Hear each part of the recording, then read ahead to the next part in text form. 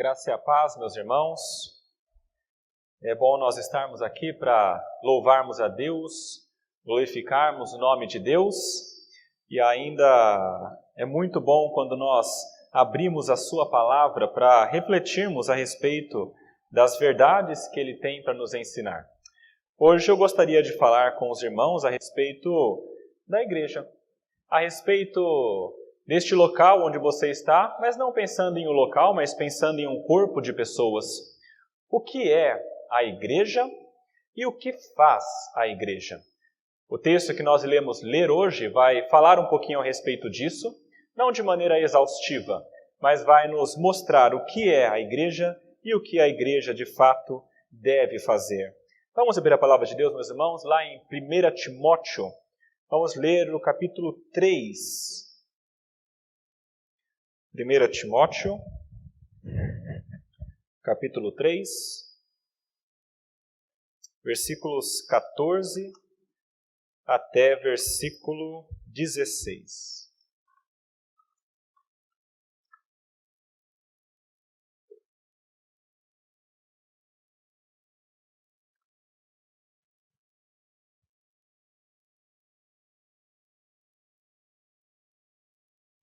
Diz assim a palavra de Deus: Escrevo-te estas coisas, esperando ir ver-te em breve, para que, se eu tardar, fique ciente de como se deve proceder na casa de Deus, que é a igreja do Deus vivo, coluna e baluarte da verdade. Evidentemente, grande é o mistério da piedade.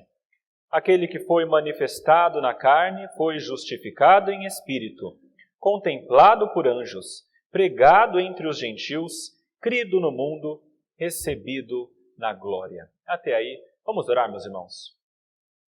Senhor nosso Deus, nós queremos agradecer a Ti imensamente por este momento em que podemos ler a Sua palavra. Pedimos que o Senhor nos ilumine com o Teu Santo Espírito e nos ajude a compreender Sua palavra e também a aplicá-la em nossas vidas. Pedimos isso crendo no Senhor, na Sua graça e no Seu amor, em nome de Jesus. Amém.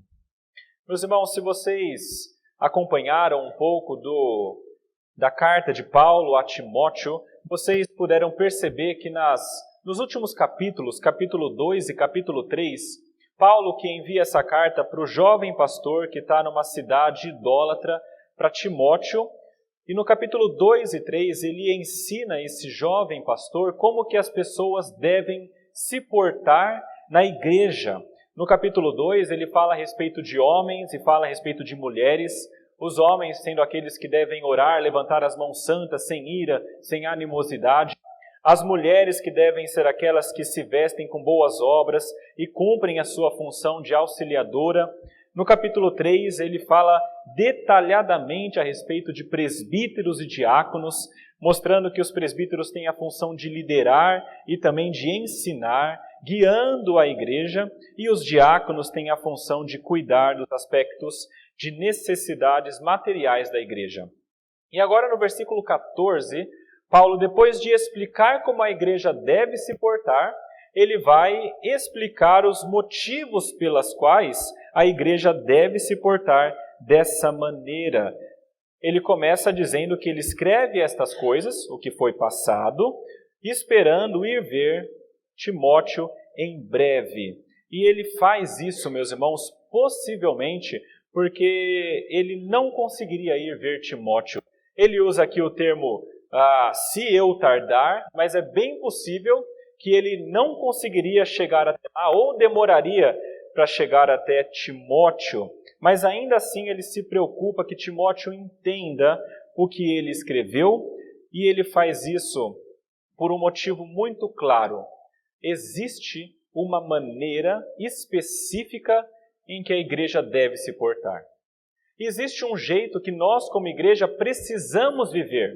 Não é de qualquer maneira. Existe um padrão que Deus criou e colocou na sua palavra para que nós sigamos. E Paulo se preocupa com isso de maneira muito grande. Ele está tão preocupado com isso que, com a possibilidade quase certa de não conseguir ver Timóteo, ele escreve para ele. Porque ele não pode permitir que essas instruções não cheguem até Timóteo. É necessário que a igreja entenda e saiba como ela deve se portar. É um padrão extremamente necessário. Por isso também que Paulo, quando fala, usa o termo se deve. É como a igreja deve se portar. Esse padrão é necessário e esse padrão é urgente. E se era necessário e urgente para a época de Paulo, é necessário e urgente para a nossa época. Se você não está familiarizado com esse padrão que Paulo está falando, depois na sua casa você pode voltar um pouquinho e ler os capítulos 2 e 3 e vai estar lá tudo bem detalhado como que a igreja deve se portar. Mas hoje eu queria falar não a respeito do padrão em si, mas a respeito do motivo pelo qual nós, como igreja, precisamos seguir esse padrão bíblico.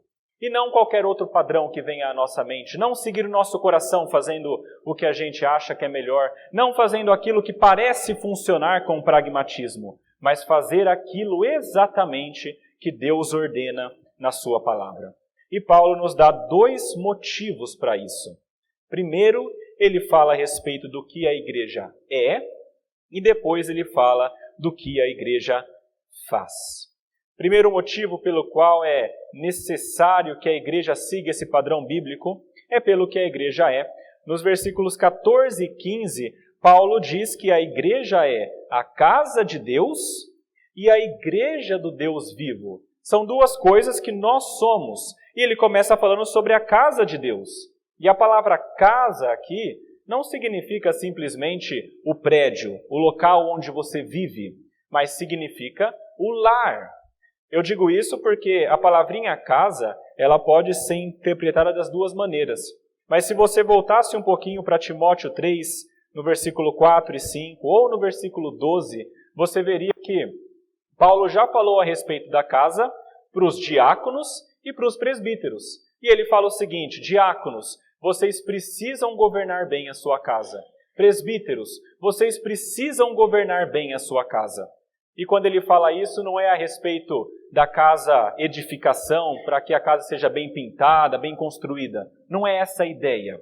Mas é para que a casa, o lar, seja bem governado. Ou seja, a ideia de Paulo, quando fala de casa, fala a respeito daquelas pessoas que fazem parte, que vivem junto em uma família. A casa de Deus diz respeito à família de Deus. Isso significa, então, meus irmãos, que se nós somos da igreja, da casa de Deus, significa também que nós fazemos parte da família de Deus. Nós todos aqui fazemos parte dessa família, mesmo porque a palavra mesmo atesta isso. Paulo, aos Efésios, fala isso. Capítulo 2, versículo 19, ele diz: vocês não são mais estrangeiros e peregrinos, mas concidadãos dos santos e são da família de Deus. Nós todos, como igreja, a casa de Deus, fazemos parte da família de Deus. E isso tem implicações seríssimas. Uma delas, por exemplo, é que se nós somos família de Deus, nós somos irmãos uns dos outros. Meu irmão, não é à toa que você, quando vem à igreja, chama o outro de irmão ou de irmã. Muita gente acha que isso é graça que evangélico faz. Mas quando nós fazemos isso, quando nós chamamos o outro de irmão, nós estamos enfatizando uma realidade muito mais profunda. Que por meio do sangue de Cristo, nós fomos comprados, fomos lavados e fazemos parte do corpo dele como uma família. E a questão de ser irmão é tão importante que no Novo Testamento, por exemplo, a palavra aparece, na nossa versão, a revista atualizada, 211 vezes. Se você pegar e contar o Novo Testamento inteiro, vai encontrar 211 vezes o termo irmão aparecendo. Algumas vezes falando sobre irmão de sangue, é claro, mas a grande maioria falando a respeito de irmãos na fé. Nós somos todos irmãos. E se é verdade que somos irmãos, é necessário que nós tenhamos uma harmonia de irmão. É claro que talvez aqui você agora pense na sua família e você briga com seu irmão muitas vezes, mas a ideia é que você tenha uma harmonia ideal. Ou seja, não é para que você brigue com o seu irmão, mas para que você haja como se deve agir com o irmão. tanto na sua família quanto também na igreja. É necessário que seja uma convivência harmônica. Esse é o desejo de Deus. Um pouquinho antes, Deus demonstra o desejo dele. Paulo fala lá em capítulo 2, versículo 8, que ele deseja que os varões orem em todo lugar, levantando mãos santas, sem ira e sem animosidade. A lógica é simples. Se você, pensando em uma família normal e física, se você nasceu em uma casa, em uma família, não adianta você dizer que você não gosta da sua família, não adianta você dizer que você queria ter nascido em outra família, porque nada disso vai mudar o fato de que você faz parte dessa família. E se você faz parte da família e é irmão do outro, o que te resta, se não fazer todo o esforço possível para conviver e viver bem com essas pessoas que são seus familiares. E a mesma coisa se aplica na família da fé. Você nasceu nela, você nasceu de novo. Você foi lavado pelo sangue de Cristo, e quando você nasce nessa família, você não tem escolha para sair dela e para outra família. Você faz parte do corpo de Cristo. E como irmão, deve ter todo o cuidado para agir com harmonia. Um pastor que eu gosto muito, talvez muitos conheçam, chama-se Richard Baxter, e ele escreve o seguinte a respeito disso. Eu recomendaria a todos os meus irmãos como a coisa mais necessária para a paz na igreja, que vocês se unam em verdades necessárias. E tolerem falhas toleráveis. E suportem uns aos outros em coisas que podem ser suportadas. E não façam um credo, uma crença maior e mais necessária do que Deus já fez. As palavras de Baxter são muito claras. É necessário se unir naquilo que é importante, é necessário tolerar aquilo que pode ser tolerado e é necessário que nós nos suportemos uns aos outros naquilo que nós podemos. Meus irmãos, não é aceitável que irmãos tenham inimizades e desarmonias. E então vai uma palavra para você que talvez esteja em uma situação assim. E eu sei que muitos aqui estão. É muito provável. Talvez não esteja à tona, mas um relacionamento um pouco velado. Se você tem algum tipo de desarmonia com algum irmão, é necessário que você busque a harmonia. É necessário que você busque a paz. É necessário que você busque o perdão ou dê o perdão. É assim que deve ser a vida em igreja e como família. E se você acha muito difícil fazer isso, eu entendo, então está na hora de você buscar a ajuda de outros irmãos mais velhos na fé. Mas o importante é que você não permita que o corpo de Cristo fique rachado com desarmonias e com falta de paz entre irmãos.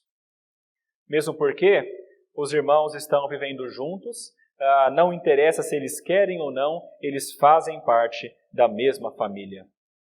Além disso, se nós pensarmos que nós somos parte da família de Deus, e como irmão, significa que não existe nem superior, nem inferior. Essa palavra aqui é importante, ainda mais pensando para o público original de Paulo, que é Timóteo e a igreja, porque ele está falando sobre presbíteros e diáconos e oficiais, e está falando da posição do homem na igreja e da mulher na igreja, e tudo isso pode gerar um pouco de confusão.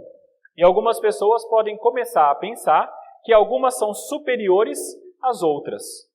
Existem muitas pessoas que, como membros da igreja, mas que não são oficiais, que acham que os oficiais são de alguma maneira superiores. E vice-versa, existem oficiais que acham que os membros que não são oficiais, de alguma maneira, são inferiores. Mas a palavra deixa muito claro que nós todos somos irmãos, não existe superior, não existe inferior. Os oficiais têm uma autoridade, meus irmãos, para liderar e para ensinar a igreja. Mas vai até aí. É apenas aí, é a questão de função, não é questão de superioridade. Nós todos somos irmãos. E quando a gente pensa que a gente é irmão, a gente não pode deixar de pensar, se nós somos irmãos, quem é o nosso pai? Quando nós pensamos em família de Deus, a verdade é que nós somos também filhos de Deus. João 1, versículo 12, os irmãos conhecem esse texto, diz que todos quantos o receberam, Jesus, Deus deu-lhes o poder de serem feitos filhos de Deus, a saber, os que creem no seu nome. Qual que é a importância de sabermos isso, meu irmão? Além de entendermos que nós somos irmãos, é importante que entendamos quem nosso Pai é, para que nós entendamos a quem deve ser a nossa obediência. Existem algumas famílias que passam por uma certa crise. Quando o filho faz 17, 18 anos, existe às vezes aquele pensamento dele: agora eu fiz 18 anos, agora eu já sou maior de idade, eu tenho 18, ou seja, eu posso fazer o que eu quiser. Então eu vou chegar tarde, a hora que eu quiser, eu vou fazer o que eu quiser nessa casa, eu vou trazer quem eu quiser aqui, e eu não vou trabalhar se eu não quiser, porque eu mando na minha vida. E aí muitos pais usam aquela famosa frase: olha, meu filho, enquanto eu pagar as contas dessa casa, enquanto você morar embaixo do meu teto, quem manda aqui sou eu. É muito comum a gente ouvir isso. E é a grande verdade. Os pais continuam sendo autoridade sobre os filhos, enquanto os filhos moram com eles, e eles devem todo respeito e obediência aos pais. E a mesma coisa pensando a respeito da casa de Deus. Se estamos na casa de Deus, quem é o dono do teto? Quem é que paga as contas? É Deus. E se Ele é o nosso Pai, nós precisamos obedecer e viver de acordo com a sua vontade. E se foi dado um padrão que Deus mesmo deu para a gente precisa segui-lo. Mesmo porque, se nós não o seguirmos, nós certamente sofreremos consequências de todos os tipos. Nós somos casa de Deus, família de Deus, irmãos uns dos outros e filhos de Deus. Mas quando pensamos ainda a respeito da casa de Deus, nós não podemos nos esquecer de algo que é importantíssimo. Nós somos também a habitação de Deus. E esse é um dos aspectos mais interessantes da palavra de Deus. Porque a palavra de Deus, por um lado, fala que Deus é o grande Criador de todas as coisas. Ele é infinito, maior do que tudo, Criador de tudo. E se Ele é tudo isso, como é possível que Ele habite em nós? E a resposta é: eu não faço a mínima ideia. Mas eu sei que Ele faz isso. Porque a palavra nos diz: o nosso Deus, o nosso Pai, habita em nós. Efésios 2, versículos 20 e 22, nós lemos aqui no início do culto, mas diz que nós, como igreja, crescemos para santuário dedicado ao Senhor, no qual também nós, juntamente, estamos sendo edificados para a habitação de Deus no Espírito. A igreja, meus irmãos, é a habitação de Deus. É aonde Deus habita. E, novamente, isso não quer dizer o prédio. Isso quer dizer os irmãos, cada pessoa e o corpo todo reunido. Nós somos da família de Deus. Nós somos da casa de Deus. Mas, além da casa de Deus, ainda a respeito do que a igreja é, a palavra diz que a igreja é a casa de Deus e a igreja pertence ao Deus vivo, é a igreja do Deus vivo. Meus irmãos, se vocês olharem a palavra de Deus do início até o fim, vocês vão perceber que em muitas ocasiões a palavra ou o termo Deus vivo aparece. E quando aparece o termo Deus vivo, via de regra, é para fazer uma contraposição com os deuses mortos, ou os ídolos mortos, os ídolos falsos. Quando Paulo fala aqui sobre o Deus vivo, ele está falando a respeito do único Deus vivo e verdadeiro, o único Deus que é imortal, e Paulo fala isso no começo e no final da sua carta a Timóteo, dizendo que nosso Deus é imortal, eterno e imortal, invisível. Nós estamos falando a respeito de um Deus que age. Eu não sei se vocês se lembram do episódio lá em 1 Samuel capítulo 5. A história diz assim: o povo filisteu guerreou com o povo de Israel. E nessa batalha, em dado momento, os filisteus ganharam. e pegaram a arca da aliança e levaram até a sua terra.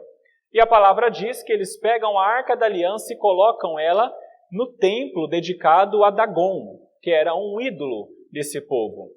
E quando nós continuamos no texto, lá em 1 Samuel 5, nos é dito que, de uma primeira vez, aparece esse ídolo Dagon caído, prostrado diante dessa arca da aliança. E de uma segunda vez, então, está com a cabeça cortada.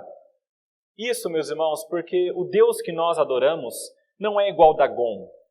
Não é igual a um ídolo que não fala, que não age, que não pode ouvir, que não pode fazer nada. Mas é o Deus vivo.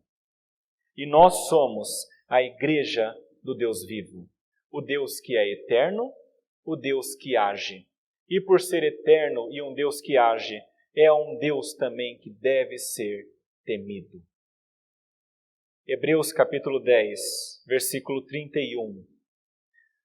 Abram a palavra de Deus. Hebreus 10, versículo 31.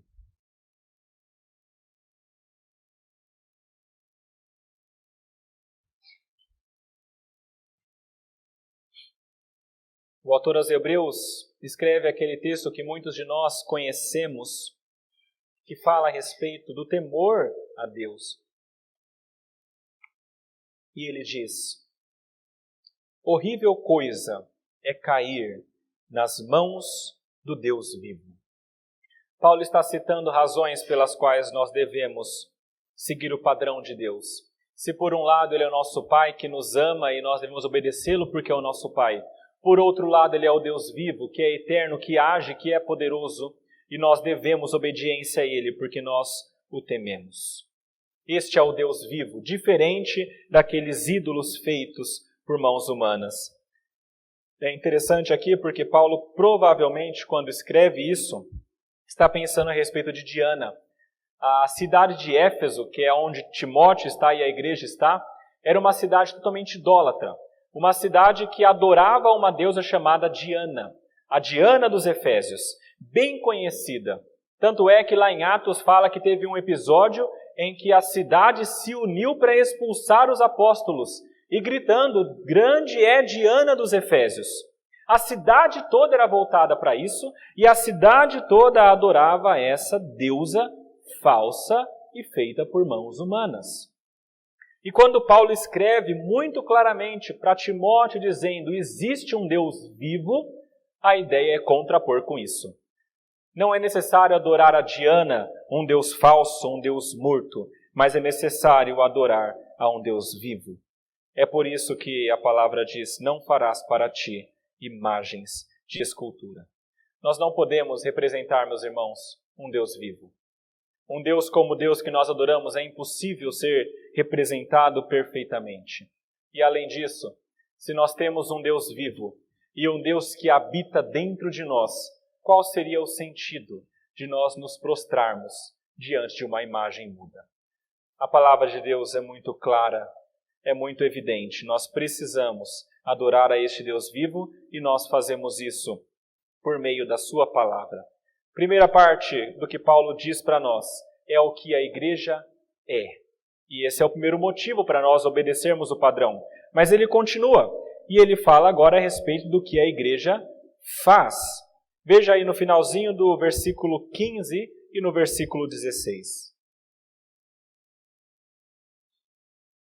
Paulo escreve o seguinte, que a igreja é coluna e baluarte da verdade. E depois ele vai falar a respeito de um hino. Evidentemente, grande é o mistério da piedade. Aquele que foi manifestado na carne, foi justificado em espírito, contemplado por anjos, pregado entre os gentios, crido no mundo, recebido na glória. Isso aqui diz respeito à função da igreja. É claro que a igreja, meus irmãos, tem muitas funções, mas não seria possível tratar de todas hoje. Eu gostaria de tratar a respeito dessa que o texto trata, e essa função diz respeito à verdade. A função da igreja que Paulo traz aqui para nós é a defesa e a proclamação da verdade. Nós, como casa de Deus, igreja do Deus vivo, temos a função de defender e de proclamar a verdade. Ele usa duas imagens aqui. Ele fala sobre a coluna e sobre o baluarte. Coluna, todos os irmãos sabem o que é. É aquela construção que suporta os tetos das edificações. Muitas vezes grande para que consiga suportar o peso que há em cima. E isso diz respeito àquela estrutura vertical. Mas fala também a respeito do baluarte. Baluarte é uma palavra bem difícil de traduzir para o português, porque aparece apenas uma vez na Bíblia, mas uma tradução muito provável é de uma base bem sólida e bem firme, e no caso aqui horizontal. Ou seja, a igreja é aquela estrutura firme, sólida, com uma parte vertical sustentando, com uma base sólida horizontal que vai sustentar a verdade de Deus. Isso é a igreja. Uma estrutura extremamente sólida e firme para que a verdade de Deus seja proclamada. E essa é a vontade de Deus. Veja um pouquinho antes, aí no capítulo 2, versículos 3 e 4, Paulo fala para Timóteo o seguinte, que isso é bom e aceitável diante de Deus nosso Salvador, o qual deseja que todos os homens sejam salvos e cheguem ao quê? Ao pleno conhecimento da verdade.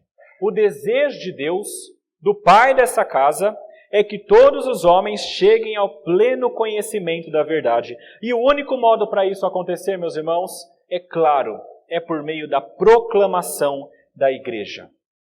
É por isso que Paulo chama os irmãos de luzeiros neste mundo. Isso está escrito lá em Filipenses 2, depois vocês podem ler em casa, nos versículos 14 e 16. Paulo diz que todos nós somos como luzeiros neste mundo, porque como pessoas que trazem a luz, e a luz aqui na ideia de verdade, nós estamos proclamando, iluminando, levando a verdade de Deus à frente. Cada um de nós é um luzeiro. E a igreja, então, reunida, se torna uma luz ainda maior. A igreja, meus irmãos, é a luz do mundo. É por meio da igreja que, visivelmente, a verdade de Deus é proclamada. E eu falo isso não apenas com relação à proclamação falada, mas também com relação à nossa atuação, às nossas ações. Lá em Filipenses, depois vocês podem ler na casa de vocês, mas a tônica de Paulo é de ações, é de ética, é do que nós fazemos. Filipenses 2, versículo 14 e 15 fala: Fazei tudo sem murmuração nem contendas, para que vos torneis irrepreensíveis e sinceros filhos de Deus, inculpáveis no meio de uma geração pervertida e corrupta, na qual resplandeceis como luzeiros no mundo. Ele não está falando a respeito de proclamação falada, ele está falando a respeito da nossa vida, da nossa conduta. E isso tem a ver com o que Paulo falou até agora. Paulo até agora ele falou a respeito das mulheres que não devem se ataviar ou se enfeitar com coisas dispendiosas, porque isso não é importante, mas devem ter boas obras, viverem e se portarem com bom senso. Fala a respeito dos homens também, que devem orar sem ira, sem animosidade. Fala a respeito dos presbíteros, que devem ter um procedimento irrepreensível, que devem conduzir bem a sua casa. Os diáconos também, conduzindo bem a sua casa, amando a sua esposa. Essa ação, esse modo de vida da igreja, deve servir como proclamação da verdade de Deus. Se você faz parte da igreja, é necessário que você viva dessa maneira, para que a verdade seja proclamada. Mas se você é parte da igreja, isso diz respeito também à proclamação falada, a voz que nós emitimos. É claro que isso acontece individualmente, quando nós falamos do Evangelho para outras pessoas, mas a grande verdade é que a igreja, no culto principalmente, mas também nas nossas reuniões todas, a cada hora em que nós nos reunimos, a palavra de Deus é exposta. A luz de Deus é colocada. A proclamação da verdade é feita. A igreja onde nós nos reunimos é o local onde a verdade de Deus é claramente proclamada por todos. E isso novamente diz respeito ao modo como Paulo nos diz para nos comportarmos. Ele fala sobre diáconos, sobre presbíteros e sobre mulheres e homens. E meus irmãos, como poderiam, por exemplo, os presbíteros e pastores pregarem a palavra se não houvessem os diáconos para sustentar a parte física da igreja? E como poderiam os presbíteros e os diáconos fazer o seu trabalho se não tivessem aquelas outras pessoas sustentando no seu trabalho, principalmente as suas mulheres, as suas esposas? Cada qual tem a sua função determinada por Deus na casa dele.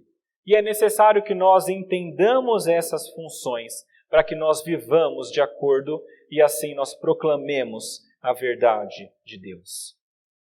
E cada igreja, meu irmão, tem a sua importância. Quando Paulo fala aqui sobre ser coluna e baluarte da verdade, é muito provável que ele esteja falando não a respeito de uma igreja universal, mas falando a respeito de igrejas locais. Ou seja, cada igreja local, por maior ou por menor que seja, é um luzeiro nesse mundo. E cada igreja local é coluna e baluarte da verdade. E quando eu começo a pensar sobre isso, pense um pouquinho sobre isso. Eu comecei a imaginar os pontinhos de luz no mapa mundi. Eu comecei a imaginar como que cada um de nós é um luzeiro, como que cada PG onde nós nos reunimos é um luzeiro, como cada família cristã é um luzeiro, como cada igreja local é, e cada igreja local que se reúne em São Paulo, cidade, São Paulo estado, no Brasil, talvez também em todos os países deste mundo. Meus irmãos, em cada local existe um luzeiro brilhando a verdade de Deus. E talvez nós, apenas como uma igreja, sejamos muito pequenos, mas quando nós unimos todo o povo de Deus, cada um fazendo a sua parte, nós sabemos que a luz da verdade brilha cada vez mais. É necessário que nós façamos isso. A igreja sustenta a verdade, proclamando-a, mas a igreja sustenta a verdade também, defendendo-a. A cidade de Éfeso, como eu já falei, era uma cidade extremamente idólatra. Citei o episódio em que eles tentam expulsar os apóstolos porque estavam pregando um modo de vida diferente. Eles estavam sempre sob ataque, o povo de Deus daquela cidade. Havia pessoas enganadoras e mentirosas fora da igreja, havia pessoas enganadoras e mentirosas dentro da igreja. O capítulo 1 fala muito sobre isso, sobre falsos apóstolos, falsos mestres, ensinando coisas erradas e mentirosas. E Paulo diz para Timóteo, combate essas pessoas, lute um bom combate, proclame a verdade.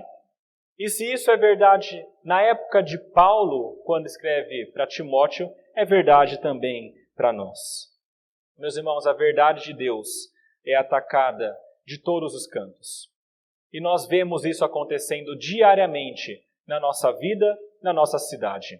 Nós vemos a verdade de Deus sendo atacada na mídia, vemos sendo atacada na academia, até mesmo em nossas casas, quando as pessoas não são crentes, e muitas vezes estão falando sempre contra a vontade de Deus e a verdade de Deus. Isso acontece fora da igreja e acontece dentro da igreja, com falsos mestres, com falsos apóstolos, enganadores e muitas vezes interesseiros. Meus irmãos, nós como igreja temos uma função dada por Deus de defender a verdade que Ele mesmo nos dá por meio da sua palavra. Isso significa que cada um de nós, e isso diz respeito a você também, não permita que as trevas do desconhecimento ou do engano permeiem a sociedade, permeiem a sua casa, permeiem onde é que você esteja, mas como igreja, defenda a verdade de Deus. É possível que você sofra com isso. É possível que pessoas te deixem por isso. Mas a palavra é muito clara que é nossa função como luzeiro deste mundo defender a verdade de Deus. E nós fazemos isso quando nós proclamamos, nós fazemos isso quando nós defendemos essa verdade. Agora, meus irmãos, nós falamos muito sobre a verdade de Deus, sobre a função da igreja, e talvez reste uma pergunta para nós. O que é essa verdade que Paulo tanto fala aqui? Veja no versículo 16. Paulo escreve assim: evidentemente, grande é o mistério da piedade. É claro que, se pensarmos em verdade, existe um aspecto muito mais amplo sobre a verdade, que contempla muitas outras coisas, mas aqui nesse texto, a verdade para Paulo, e que ele está falando aqui, é este mistério da piedade. O mistério da piedade. Mistério é uma coisa que estava oculta e agora não está mais. Chega no Novo Testamento, o que estava oculto no Antigo é revelado. E quando pensamos em piedade, a palavra no grego é eusebeia, e a ideia é de um proceder de acordo com a vontade de Deus. Ou seja, o que Paulo está falando aqui é que o mistério da piedade é aquilo que foi revelado, que mostra o correto proceder da Igreja de Deus, ou como que devemos viver. É a religião verdadeira. Ou talvez possamos pensar com mais clareza a respeito do mistério ou do ministério de Cristo nesse mundo. Quando pensamos no mistério da piedade, é a mesma ideia do mistério da fé que Paulo falou um pouquinho antes. Diz respeito à obra e tudo o que Jesus fez nesse mundo. Depois vocês podem ler em casa Colossenses capítulo 1, versículos 26 e 27. Paulo diz que o mistério é Cristo em vós, ou seja, a habitação de Deus em nós. Colossenses 2, versículos 2 e 4, Paulo fala que o mistério é Cristo e com esse mistério nós devemos agir de acordo com a vontade dele, sem sermos enganados por nenhum raciocínio deste mundo. Meus irmãos, a verdade que Paulo está falando aqui, em curtas palavras, é Jesus e tudo o que ele fez. É o Evangelho, é toda a obra de Cristo. E Paulo explica ainda mais o que é esse mistério.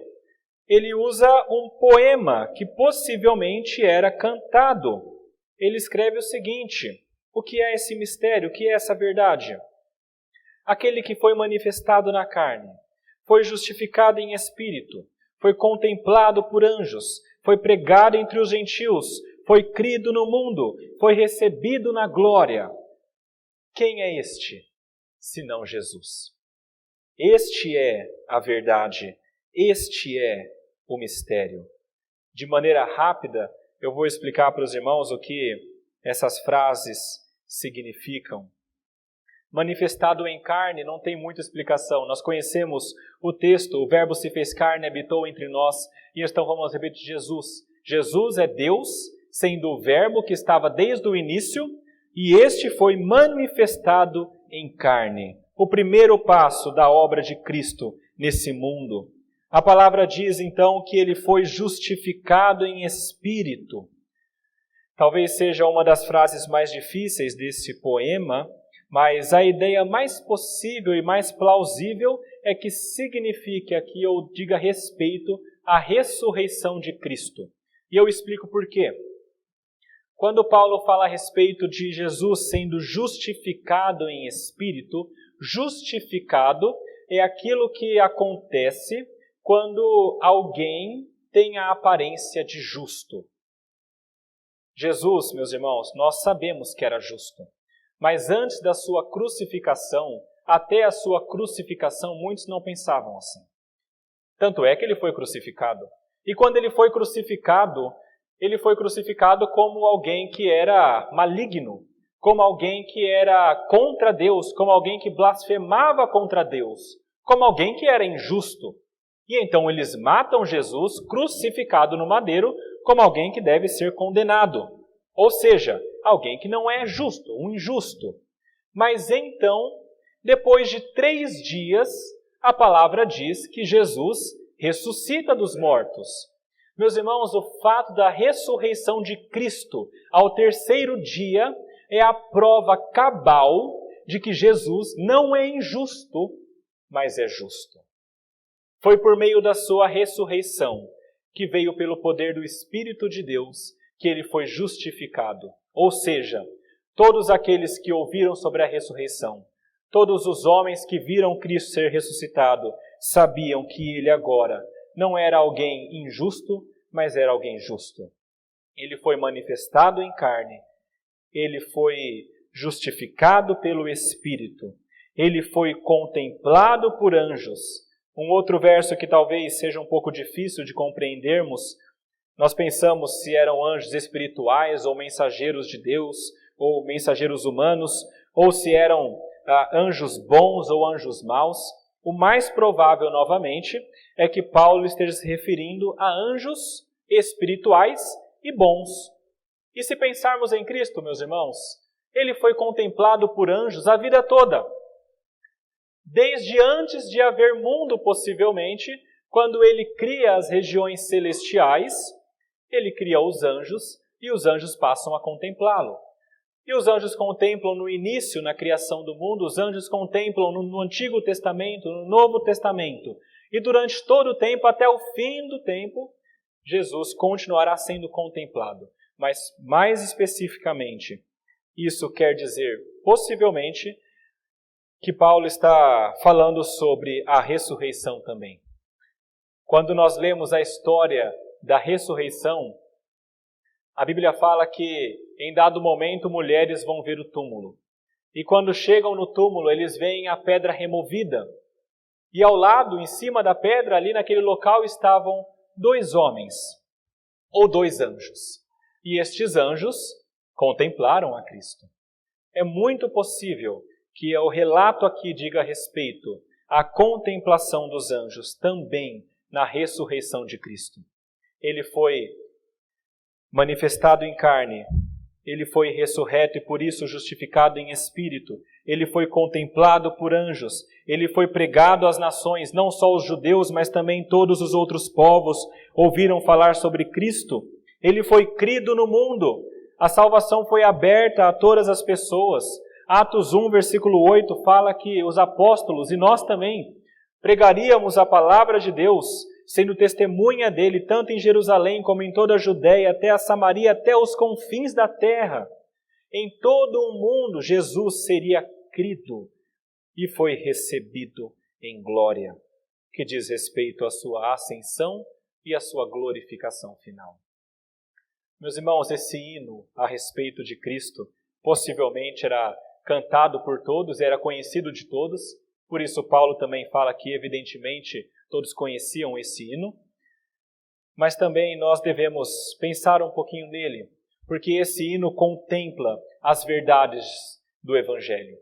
Esse hino contempla o mistério da piedade. Quando nós falamos sobre a verdade que deve ser protegida e proclamada, nós falamos sobre o Evangelho que é resumido nesses versos. Jesus que veio em carne, mas foi justificado pelo Espírito, contemplado por anjos, mas também pregado nas nações, crido no mundo, mas também recebido nos céus. Jesus, meus irmãos, é tudo em todos. Ele cumpriu tudo em todos os âmbitos possíveis, nos céus e nessa terra. E Ele mesmo é a verdade que deve ser protegida e pregada. É por isso, talvez, que quando Paulo escreve esse texto, ele diz: grande é o mistério da piedade. Grande é a verdade. Grande é Jesus. Fazendo uma contraposição clara com aquele termo dito pelos Efésios.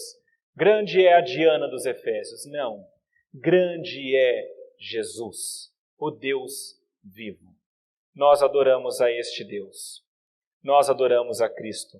E se pensarmos em Jesus, tudo faz sentido. Ele é o Deus vivo que morreu e ressuscitou. Ele é o Deus que habita entre nós e em nós. E Ele é o cabeça da igreja, que é a casa de Deus. Meus irmãos, nós precisamos adorar a este Deus.